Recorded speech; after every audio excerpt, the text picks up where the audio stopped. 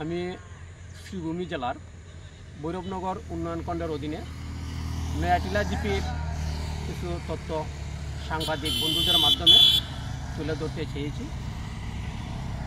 আমি রাজ্যের জনপ্রিয় মুখ্যমন্ত্রী ডক্টর হিমন্ত বিশ্ব শর্মা, আমার শ্রীভূমি জেলার সাংসদ আমার দাদা কৃপানাথ মাল্লা মহাশয়, আমার করিমগঞ্জের অভিভাবক মন্ত্রী মাননীয় কৌশিক রায় মহাশয়, আমার পশুপালন ও মৎস্যমন্ত্রী কৃষ্ণেন্দু পাল মহাশয়, আমার রামকৃষ্ণনগর বিধানসভা সমষ্টির জনপ্রিয় বিধায়ক বিজয় মালাকার মহাশয়ের দৃষ্টি আকর্ষণ করে বলতে চেয়েছি যে ভৈরবনগর উন্নয়ন খণ্ডের যে ভিডিও, তার পা হইতে মাথা পর্যন্ত দুর্নীতিগ্রস্ত। ওই যে নয়াটিলা জিপিতে যে পিএমওয়ার যে তালিকাটা তৈরি করা হয়েছে, কিন্তু এটার তথ্যটা আমার হাতে আছে। এই পিএমওয়ার সরকারের গাইডলাইনকে অমান্য করে তারা এই তালিকা তৈরি করা হয়েছে। 3 থেকে 225 নম্বর যে সিরিয়ালটা আছে, 3 থেকে 225 টোটালটাই অবৈধ হয়েছে। কারণ টাকা পয়সা লেনদেনের মাধ্যমে হয়েছে। বিডিওর পরামর্শে, বিডিওর নির্দেশে ওদের নাম তালিকাভুক্ত করা হয়েছে পিএমওয়াইতে।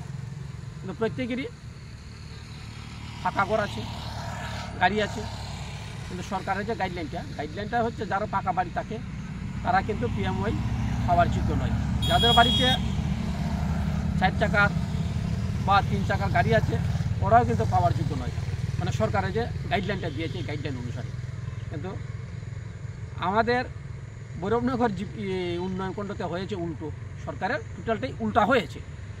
উল্টা কারণ সরকারের যে গাইডলাইনটা দিয়েছে গাইডলাইনটা কিন্তু মানেনি, অমান্য করে যাদের বাড়িতে পাকা ঘর আছে, যাদের গাড়ি আছে, তাদের নামে আবার এই পিএমওয়াই তালিকাটা তারাই তৈরি করেছে। এই বিডিওর পরামর্শে, এই দুর্নীতিবাজ বিডিওর পরামর্শে প্রত্যেকটা বেনিফিশিয়ারির কাছ থেকে তারা 15 থেকে 20,000 টাকা ঘুষ নিয়েছে। আমাদের কাছে তথ্য আছে, তালিকা আছে আমার হাতে। তারা যে তালিকাটা তৈরি করেছে টোটাল তালিকাটাই আমার হাতে আছে। হ্যাঁ, আমি তার জন্যে এই দুর্নীতিবাজ বিডিওকে অতি সত্বর যাতে আমার ভৈরবনগর উন্নয়ন খণ্ড থেকে বদলি করা হয়, রাজ্যের মুখ্যমন্ত্রীর কাছে আমার জোরালো দাবি।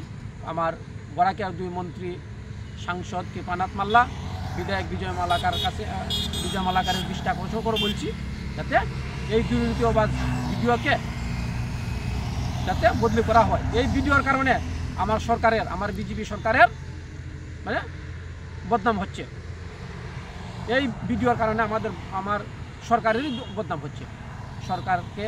সরকারের গাইডলাইনকে অমান্য করে ভিডিও টাকা পয়সা লেনদেনের মাধ্যমে এই তালিকাটা তৈরি করা হয়েছে। আমি মুখ্যমন্ত্রীর কাছে জোরালো দাবি জানাই যে এই নয়াটিলার যে পিএমওয়ের যে তালিকাটা তৈরি করা হয়েছে এটা সিএম ভিজিলেন্সের মাধ্যমে ইনকোয়ারি হোক, তদন্ত করা হোক। সরকারের যে গাইডলাইনটা আছে, একটা ফর্ম আছে, এই ফর্মটা ফিল আপ করে বেনিফিশিয়ারির নাম লিখতে হয়। এই ফর্মটা ফিল আপ করে এই ফর্মটার মধ্যে জিপি সচিবের সিগনেচার লাগে, বিডিওর সিগনেচার লাগে।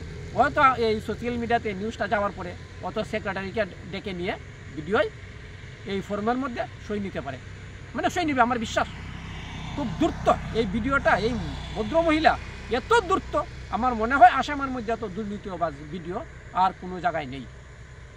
আমাদের ভৈরবনগরের যে ভিডিও এত দুর্নীতিবাজ, কিন্তু এই সোশ্যাল মিডিয়া যখন এটা দেখবে তখন হয়তো নয়াটিলার জিপি সেক্রেটারিকে ফোন করে এনে এই ফর্ম ফিল আপ করে ফোনের মধ্যে সই নেবে। আমার বিশ্বাস এই কেন নেবে, কারণ এটা তো অবৈধ করেছে, গভর্নমেন্টের গাইডলাইনকে অমান্য করেছে। বেনিফিশিয়ারির কাছ থেকে টাকা নিয়েছে, কেন বেনিফিশিয়ারিও জানে যে আমি পাইবার যোগ্য না। 15,000 বা 20,000 টাকা যদি নেই কি ভিডিও নেক, এতে আমার তো অসুবিধা নেই, আমি তো 1,65,000 টাকা আমি পাবো, এটা বেনিফিশিয়ারির ধারণা। কিন্তু আমি আবারও সাংবাদিকদের মাধ্যমে আমার রাজ্যের মুখ্যমন্ত্রী ডক্টর হিমন্ত বিশ্ব শর্মা মহাশয়, আমার বরাকের 2 মন্ত্রী কৌশিক রায় মহাশয়, আমার কৃষ্ণেন্দু পাল মহাশয়, সাংসদ কৃপানাথ মাল্লা, আমার রামকৃষ্ণনগরের বিধায়ক বিজয় মালাকারের প্রতি আমার বিশ্বাস আছে, আমার আস্থা আছে। এই সোশ্যাল মিডিয়াতে যদি দেখে আমার বিশ্বাস যে এই ভিডিওর বিরুদ্ধে তিনি শাস্তিমূলক ব্যবস্থা নেবে। এই ভিডিওর বিরুদ্ধে তিনি নিজেও শাস্তিমূলক ব্যবস্থা নেবে বা ওনাকে সরানোর জন্য তিনি নিজেও তৎপর হবেন, আমার বিশ্বাস। যাই আমি আর বলতে কিছু চাচ্ছি না। আমি সাংবাদিক বন্ধুদেরকে আমি ধন্যবাদ জানাচ্ছি।